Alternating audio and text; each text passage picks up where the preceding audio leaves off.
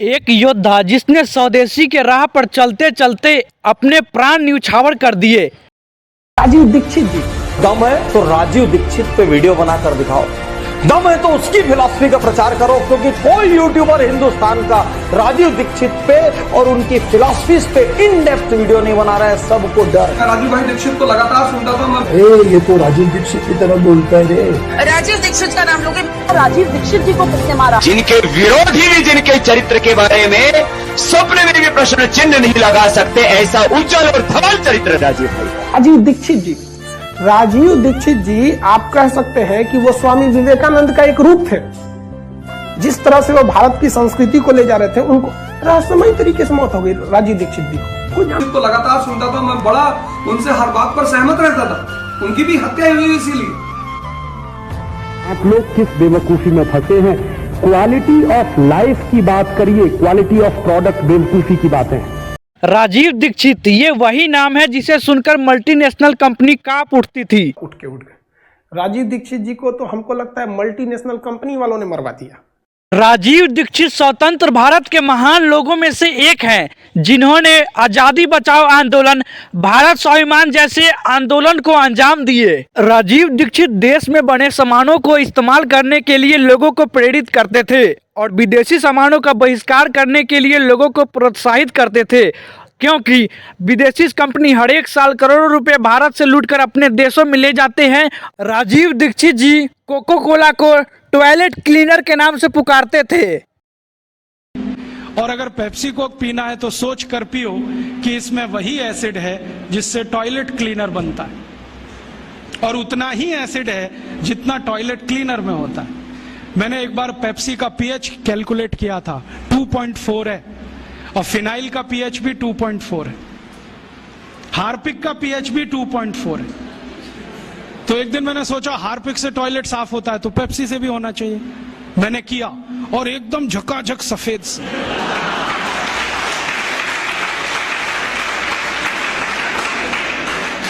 उस दिन से मैंने बोलना शुरू किया, ठंडा मतलब टॉयलेट क्लीनर।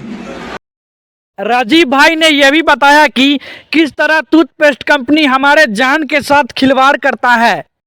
अमेरिका और यूरोप के देशों में ये टूथपेस्ट जब बिकता है ना, तो उस पर चेतावनी लिखी रहती है अंग्रेजी भाषा में। क्या लिखा रहता है? इट इज कार्सिनोजेनिक, माने कैंसरस। सभी टूथपेस्ट कैंसर करते। क्यों? टूथपेस्ट बनाने में केमिकल डाला जाता है, उसका नाम है सोडियम लॉरेल सल्फेट, वो कैंसर करता है। और ये केमिकल डाले बिना पेस्ट नहीं बन सकता। टूथपेस्ट जब आप घिसते हो तो झाग बनता है ना, वो झाग बनाने वाला केमिकल यही है, सोडियम लॉरेल सल्फेट।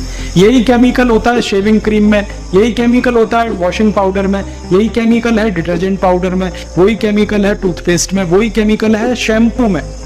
सब में एक ही केमिकल है, सबकी क्वालिटी एक ही है। अब हम पढ़े लिखे लोगों को क्या लगता है, जो पेस्ट में झाग ज्यादा बने वो उतना ही अच्छा, तो शैम्पू से दांत साफ करो, फिर बहुत झाग बनता है उसमें।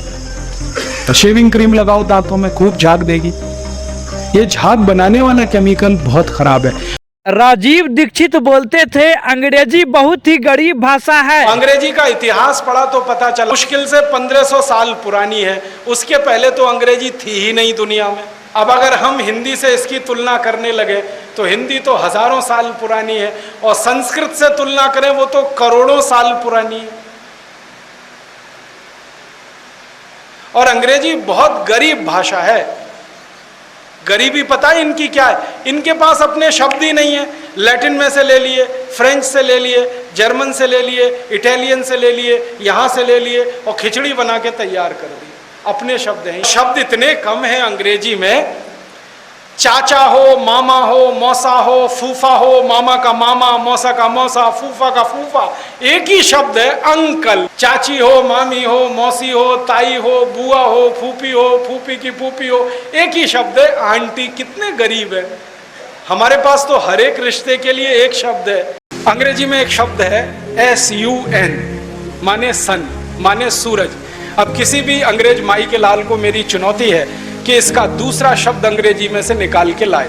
SUN का पर्यायवाची है ही नहीं, लाएंगे कहां से?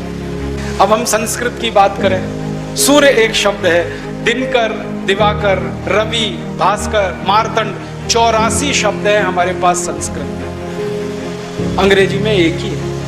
अंग्रेजी का एक शब्द है वाटर, माने पानी, वो अकेला एक ही है। वो नदी का पानी हो या नाले का, कुएं का हो या तालाब का, सब पानी वाटर है। और यहाँ भारत में हर पानी के लिए अलग शब्द है। बारिश का पानी अलग, समुद्र का पानी अलग, नदी का पानी अलग, तालाब का अलग, सरोवर का अलग, नाले का पानी अलग, कीचड़ का पानी अलग, सब पानी के लिए अलग अलग शब्द है। अंग्रेजी में एक ही है वाटर।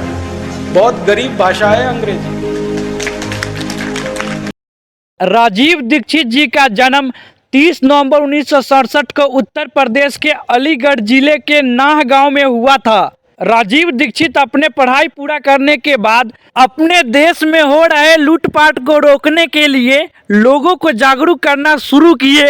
इसी बीच राजीव दीक्षित जी का मिलन रामदेव बाबा से हुआ और ये दोनों आपस में मिलकर कई माध्यमों से लोगों को जागरूक करना शुरू किए। और राजीव दीक्षित जी के द्वारा बताया हुआ बात तथ्य और सबूतों पर आधारित होता था, जिस कारण से कोई इन्हें गलत साबित नहीं कर पाता था। इसी तरह से राजीव दीक्षित जी का लोकप्रियता बढ़ता चला गया। इसी बीच राजीव दीक्षित भारत स्वाभिमान के प्रचार के लिए 29 नवंबर 2010 को छत्तीसगढ़ के दुर्ग जिले में पहुंचे, जहां बेमेतरा तहसील में 10 बजे से 1 बजे तक कार्यक्रम हुआ। इसके बाद अगला कार्यक्रम 4 बजे से दुर्ग में तय था, जिसके लिए राजीव दीक्षित रवाना हुए। इसी बीच राजीव दीक्षित जी को गाड़ी में बहुत पसीना आने लगा, तो राजीव दीक्षित जी बोले मुझे शौचालय जाना है। तब उन्हें दुर्ग के एक आश्रम में ही ले जाया गया। राजीव दीक्षित जी को शौचालय में देर होने के कारण शक होने पर शौचालय का दरवाजा खोला गया, तो राजीव दीक्षित पसीने में लोटपोट होकर बेहोश हो पड़े थे। आनन फानन में राजीव दीक्षित जी को अपोलो हॉस्पिटल ले जाया गया, लेकिन उनकी जान नहीं बच पाई। राजीव दीक्षित के मौत के बाद उनके समर्थक आक्रोश में आ गए, और आक्रोश में आना जायज था, क्योंकि राजीव दीक्षित के मृत्यु के बाद उनका पूरा शरीर नीला पड़ चुका था। और शरीर नीला तब पड़ता है जब किसी को जहर दिया जाए। राजीव दीक्षित के समर्थकों ने राजीव दीक्षित के शव को पोस्टमार्टम करने की मांग की, तो रामदेव बाबा ने यह कर नकार दिया कि हिंदू धर्म में मृत्यु के बाद शरीर के साथ छेड़छाड़ नहीं किया जाता। इसके बाद राजीव दीक्षित के समर्थकों को लगने लगा कि राजीव दीक्षित के मौत में रामदेव बाबा का ही हाथ है, और ये विश्वास तब बढ़ गया जब राजीव दीक्षित के पार्थिव शरीर को उनके पैतृक स्थान अलीगढ़ न ले जाकर के पतंजलि शिविर हरिद्वार में ले जाकर राजीव दीक्षित जी का अंतिम संस्कार किया गया।